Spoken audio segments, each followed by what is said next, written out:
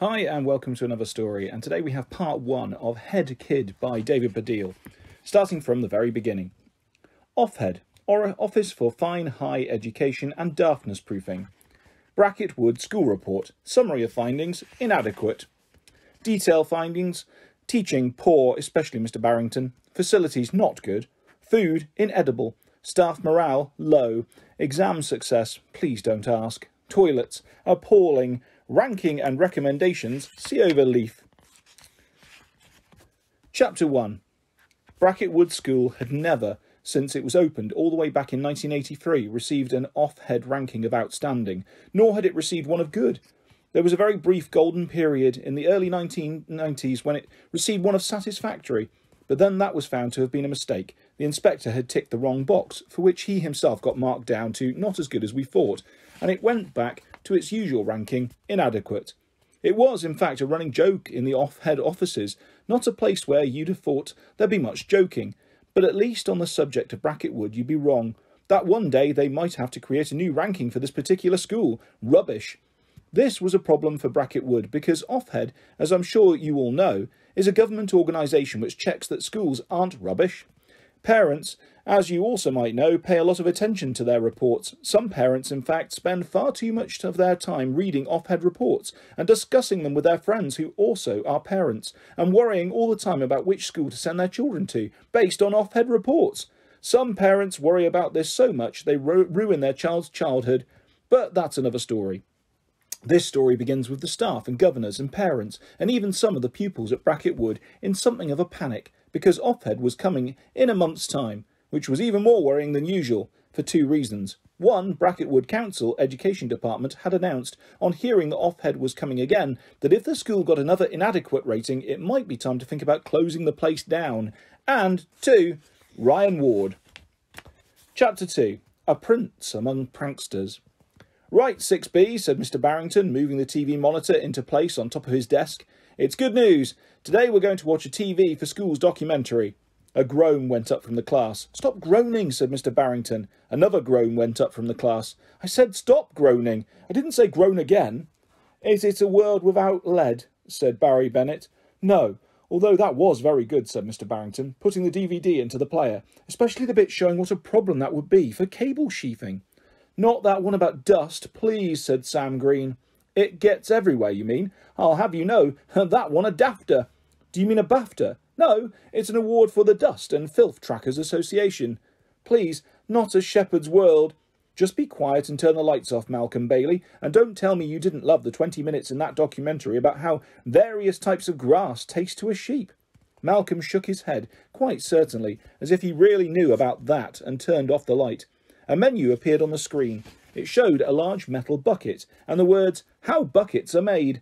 "What's this one about, sir?" said Maurice Fawcett, the head teacher's son, who frankly had little hope of following in his father's footsteps academically. "Well, Maurice, I'm glad you asked me that. It's about how—" "Hold on. Are you being sarcastic?" "I wish he was," said his twin sister Isla warily. Said Mr. Barrington, pressing play. "Just watch. It's very interesting." With that, he went and sat, as he always did after putting boring documentaries on for 6B to watch, on his chair behind the TV, pushed his enormous glasses up onto his forehead, and fell asleep. At which point Ryan Ward, who had been sitting at the back quietly, knew it was time to make his move. "What are you writing?" whispered Ellie Stone.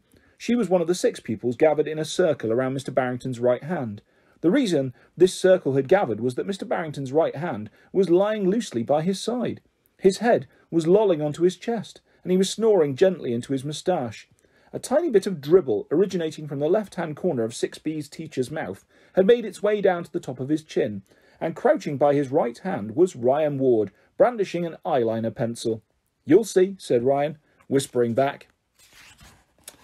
"And so the sheet metal is curved around the frame of the bucket," said the television, not whispering. Very carefully, and making sure he did it gently enough not to wake his teacher, he began to write.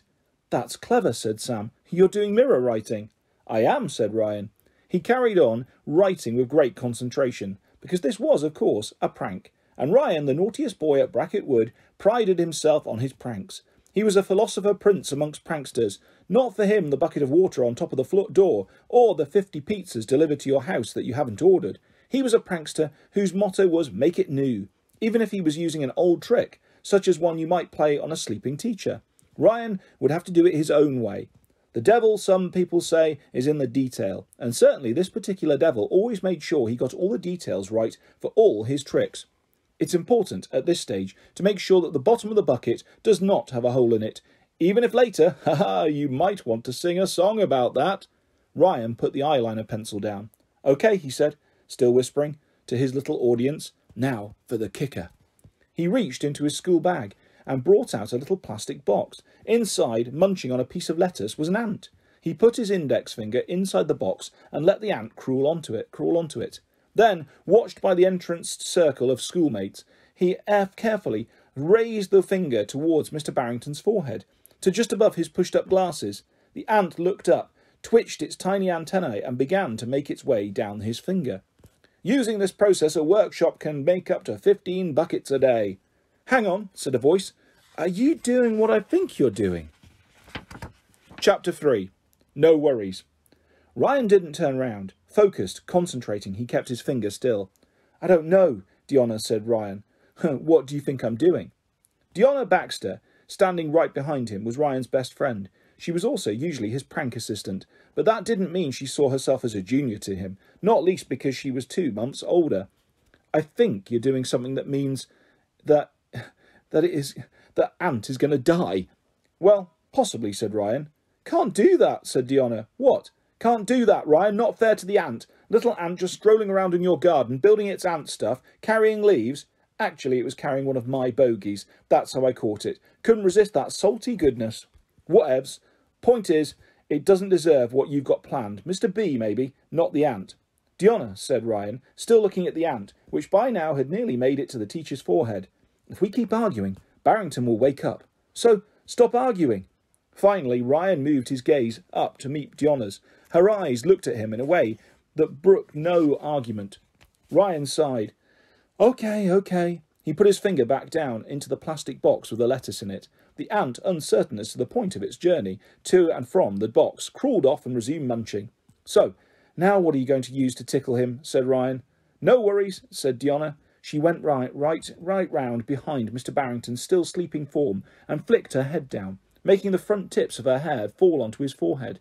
She moved her head from side to side, drawing the strands gently across his ingrained frown lines. Mr. Barrington twitched in his sleep. His nose wriggled. Ryan, watching, understood. OK, everyone, back to your seats now. Everyone ran, and they all got there in time. In time, that is to see, in one movement, Mr. Barrington opened his eyes, let his glasses fall back down onto his nose, and slap the palm of his right hand hard across his forehead. He yawned, stood up, and said, right, class. He was about to say, that was a very interesting documentary. I hope you all enjoyed it. But he never got the chance to, as they were all pointing at him and laughing. Chapter 4. Empty Space. Sorry, Mr. Barrington, said Mr. Fawcett. I didn't quite follow. As I was saying, Headmaster, I was showing 6B a fascinating documentary. I was paying great attention to it myself, of course, when suddenly the whole class started laughing and pointing at me. Well, obviously, I knew straight away who was behind this mockery. Ryan Ward, as usual. Mr. Barrington was standing in the office of Mr. Fawcett, the headmaster of Bracket Wood. In front of his desk, next to him stood Ryan Ward. There was an expression as if butter wouldn't melt in his mouth. I've never understood this expression. It means looking innocent. What that has to do with the temperature of your mouth, I have no idea. And frankly, if butter wouldn't melt in your mouth, you should call a doctor or an appliance engineer, because either you're very ill or your fridge is far too cold. But anyway, Ryan was looking like that. Although one giveaway that perhaps he wasn't quite so innocent was his tie, which, as ever, was not done up properly. It hung loosely, 2 buttons down from his collar. Ryan liked to think of this as an act of rebellion, his way of saying, fine, I'm wearing the tie, but I'm not a boy in uniform. Right, said Mr. Fawcett to Mr. Barrington, but what has all that got to do with what you've got written on your forehead? Pardon, Headmaster? On your forehead, Barrington. You have some words in block capitals. Mr. Barrington, who had been speaking and waving his arms around quite fast, stopped doing both of these things and looked very confused. He glanced angrily at Ryan before going over to the fireplace in the office, which had a mirror above it. Mr. Barrington looked at his face, confused. He took his enormous glasses off and squinted. Then he put them back on again. Eventually he said, I can't make out what it says at all. It seems to be saying,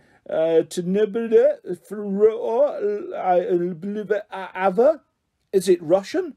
Barrington, said Mr. Fawcett wearily, you're looking at it in the mirror.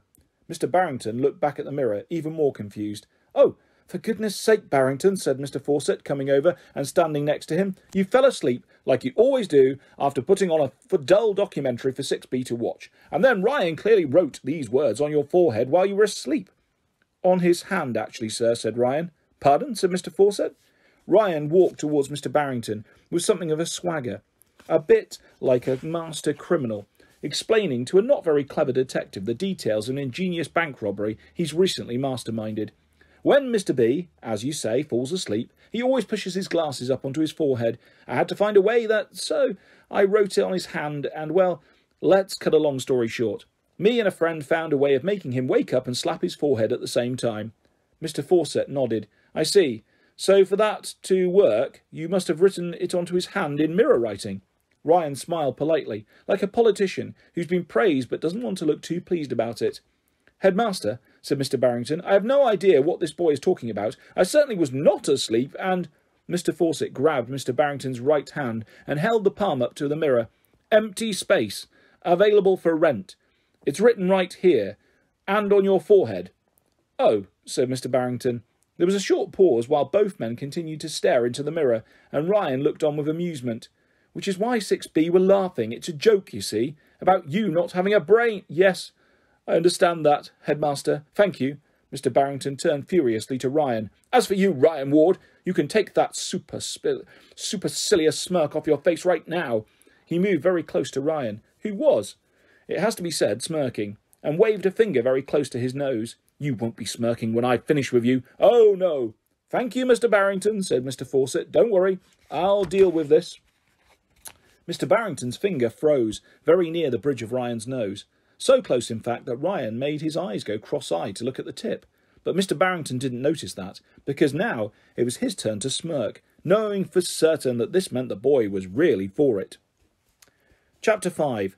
What I Propose to Do. So, said Mr. Fawcett, after Mr. Barrington had left the room with some air of triumph, despite the fact that he still had a message on his forehead suggesting he lacked a brain. Good one, Ryan. Ryan blinked. He'd been expecting a number of things to come out of Mr. Fawcett's mouth. Insults, threats, punishments, but not compliments. No, really, said Mr. Fawcett, evidently aware of Ryan's surprise. Excellent prank. I mean, maybe not up there with that time you let off the fire extinguisher into the dinner lady's pudding tray. Only because the stuff that comes out of it looks so much like cream, said Ryan. Yes, it does. Doesn't taste like it, though, does it? And at least 5 children, who now will never eat puddings again, could tell you. Anyway, as I say, top-notch. And then there was that time you got the whole school to hum during assembly. Very quietly, so you didn't notice it at first. Yes, that's the classic method. What else?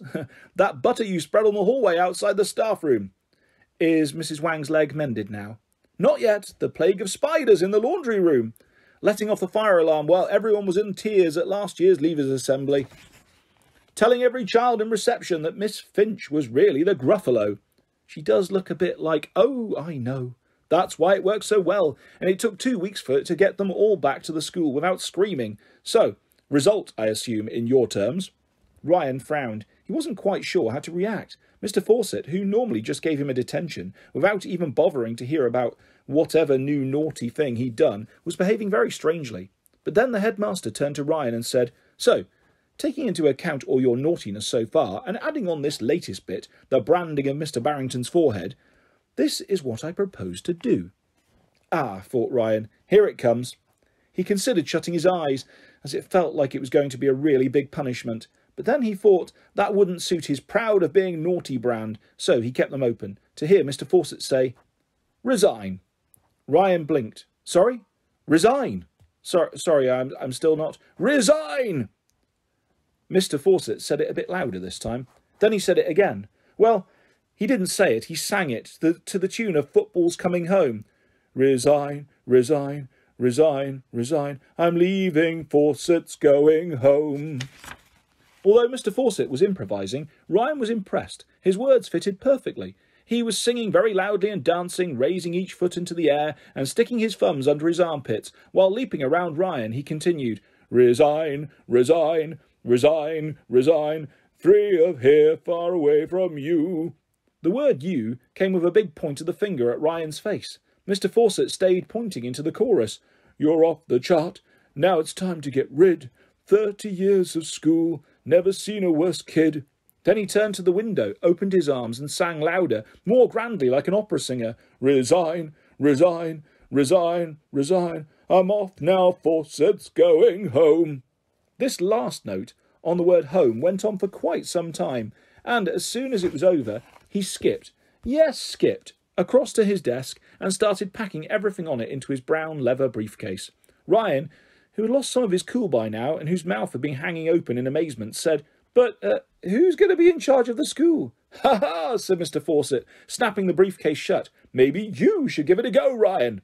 With that he laughed madly, like villains do in pantomimes, and then the head teacher of Bracket Wood School, or possibly the ex-head teacher, was gone, slamming the door behind him. Well, thought Ryan, that's never happened before. Part 2. New Head. Chapter 6. Idle Hands. So, what's he like? Said Ryan's mum, Tina, looking up as she tried to spoon another mouthful of baby food into Holly's mouth. The new head teacher. I dunno, Mum, said Ryan, hardly taking his eyes off the screen. He was watching, as ever, one of his favourite YouTubers, who was laughing and commenting on internet memes. He starts tomorrow. Oh, so how was school today? Boring. That's what you always say. 'Cause that's what it always is. It was.